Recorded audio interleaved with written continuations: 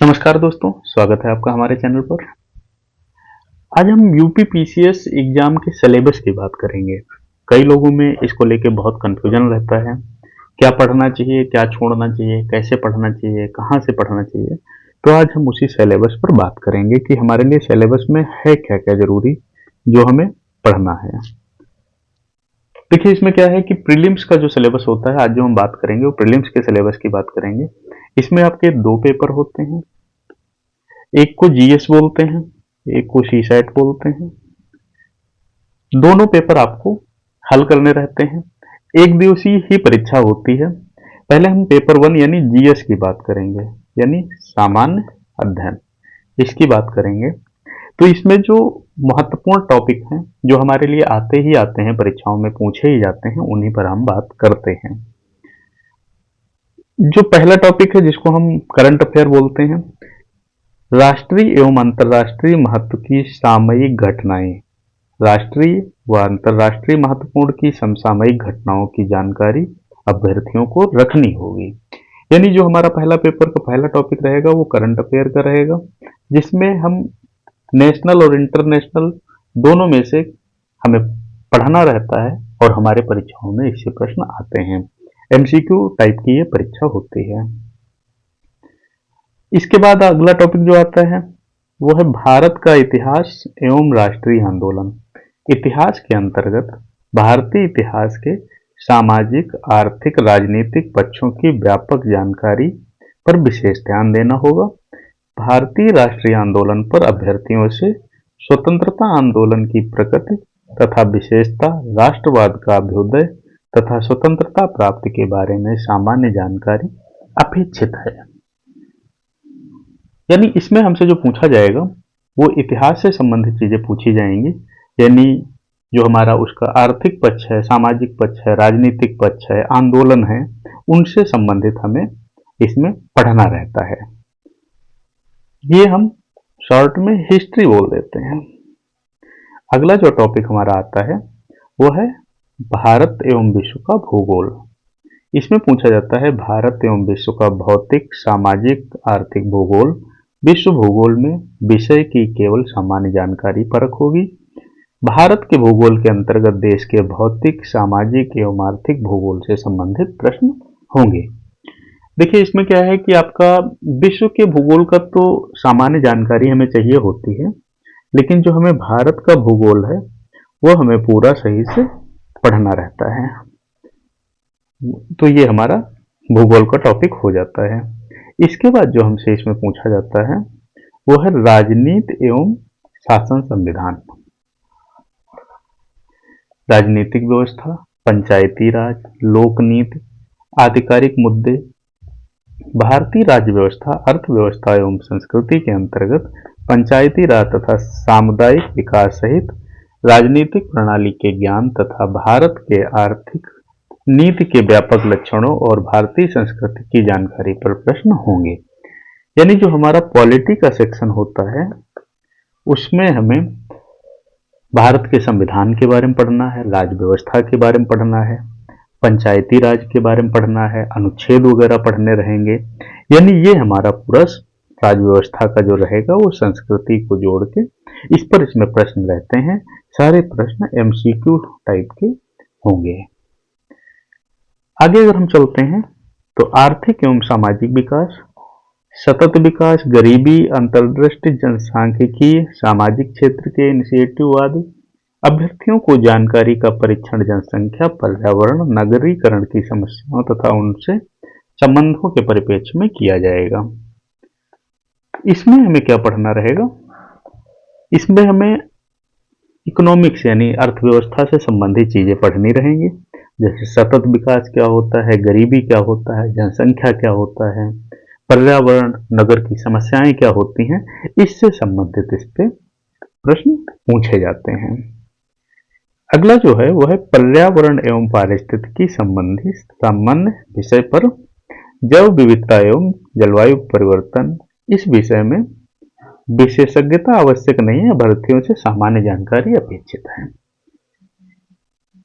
इसमें देखो क्या रहता है, इसको हम इन्वायरमेंट कहते हैं। तो इसमें जो हमसे सामान्य जानकारी अपने परिवेश की, पारिस्थितिकी की, पर्यावरण की इसमें पूछी जाती है। तो इसमें बहुत आपसे वैसे प्रश्न नहीं पूछे जाते हैं, इसको हम ज्योग्राफी से भी जोड़ के देखते हैं, तो ये भी हमें पढ़ना रहता है। ये सिलेबस हमने ऐसे लिखा है जिससे कि आप ये समझ सकें कि हमें किस विषय पर ज़्यादा ध्यान देना है और किस पर ज़्यादा ध्यान कम ध्यान देंगे तब भी काम चल जाएगा। इसका जो आखिरी टॉपिक आता है वो है सामान्य विज्ञान। तो इसमें दैनिक अनुभव के प्रश्न है, प्रेक्षण है, विज्ञान के सामान्य परिबोध जानकारी पर आधारित होंगे। किसी भी सुशिक्षित व्यक्ति से अपेक्षा की जा सकती है जिसने वैज्ञानिक विषयों पर अध्ययन नहीं किया है। ये साइंस का पोर्शन रहता है। इसमें क्या है कि हमें दैनिक अनुभव वाली चीजें पूछी जाती हैं। देखिए क्या होता है कि आप एक सिविल सर्वेंट बनने जा रहे हैं तो आपसे अपेक्षा की जाती है कि आप थोड़ा बहुत ज्ञान साइंस का तो रखते होंगे, विज्ञान का तो रखते होंगे। इसमें हम एक पार्ट टेक्नोलॉजी का भी लेते हैं, जो कि कई बार करंट अफेयर में मान लिया जाता है कि क्या खोज हुई है, क्या चीज़ें नई आई हैं, क्या चीज़ें बनाई गई हैं, इसरो ने क्या किया, या अंतर्राष्ट्रीय क्षेत्र में क्या चीज़ें ऐसी हुई हैं। तो आपको ये पढ़ना रहेगा। इसके बाद एक चीज़ हमें और इसमें ध्यान देनी है, क्योंकि ये यूपी पीसीएस है, तो यूपी से संबंधित करंट अफेयर और जो आवश्यक जानकारी है वो तो आपको पढ़नी ही पड़ेगी। मतलब आपका जीएस का ऐसे कंप्लीट हो जाएगा, ये जीएस प्लस यूपी से संबंधित जानकारियां। फिर आते हैं पेपर 2 के बारे में, इसको बोलते हैं सीसेट। इसमें क्या है, कंप्रहेंशन, अंतर्वैयक्तिक क्षमता जिसमें संप्रेषण कौशल समाहित होगा, तार्किक एवं विश्लेषणात्मक योग्यता, निर्णय क्षमता एवं समस्या समाधान, सामान्य बहुत बौद्धिक योग्यता, प्रारंभिक गणित हाई स्कूल स्तर तक जिसमें अंक गणित, बीजगणित, रेखा गणित व सांख्यिकी से संबंधित प्रश्न रहेंगे। ये आपका रहेगा। सामान्य अंग्रेजी पूछते हैं, सामान्य हिंदी पूछते हैं। अब देखते हैं जो इसमें गणित के बारे में पूछा जाएगा वो क्या है। जैसे अंक गणित है, इसमें संख्या पद्धति पूछेंगे, औसत पूछेंगे, अनुपात, समानुपात, प्रतिशत, लाभ हानि, ब्याज, साधारण चक्रवृद्धि चाल, यानी ये भी आपके पूरे प्रश्न एमसीक्यू रहेंगे। ये आपके गणित से संबंधित प्रश्न होंगे।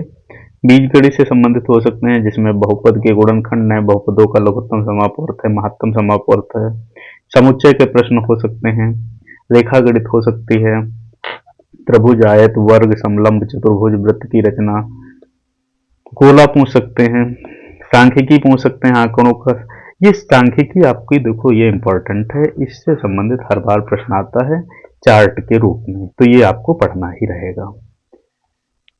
इसके अलावा इंग्लिश में पूछते हैं comprehension, active passive, part of speech, transformation of sentence, direct indirect, punctuation, word meaning, idioms, fill in the blanks. तो आपको इतनी इंग्लिश तो बेसिक वाली आनी ही चाहिए, ये आपको पढ़नी पड़ेगी। जो कोई कहता है कि इंग्लिश बिल्कुल मत पढ़ो काम चल जाएगा, तो इतनी तो आपको सीसेट पेपर पास करने की पढ़नी ही पड़ेगी। हिंदी में क्या पूछते हैं, वर्णमाला पूछ लेंगे, शब्द रचना है, शब्द रूप है, संधि समास है, क्रियाएं हैं, अनेकार्थी शब्द है, विलोम शब्द है, पर्यायवाची है, वर्तनी है, अर्थबोध है। फिर उत्तर प्रदेश की बोलियों के बारे में हमसे पूछा जाता है। तो ये हमारा जीएस और सीसेट का जो है सिलेबस हो गया। अब एक चीज हमें और ध्यान रखनी है, इसमें हमें सब यूपी से रिलेटेड चीजें भी पढ़नी रहेंगी। करंट अफेयर जो हमें पढ़ना है वो हमारी कोशिश रहनी चाहिए कि सब्जेक्ट वाइज हो। जैसे हिस्ट्री में अगर कोई नई खोज हुई है तो वो पढ़ना पड़ेगा, ज्योग्राफी में कोई नई चीज पता चली है तो वो पढ़ना पड़ेगा करंट से जोड़ के। इसके अलावा हमें पॉलिटी में भी देखना पड़ेगा कि कोई अगर नया संविधान आया है, नया अनुच्छेद जोड़ा गया है संविधान में, वो पढ़ना पड़ेगा। कोई और परिवर्तन हुआ है वो पढ़ना पड़ेगा, राज्य की सीमाएं घटी बढ़ी हैं वो पढ़ना पड़ेगा। तो ये पॉलिटी का करंट अफेयर हो जाएगा, यानी करंट अफेयर आपको विषय वाइज पढ़ना पड़ेगा।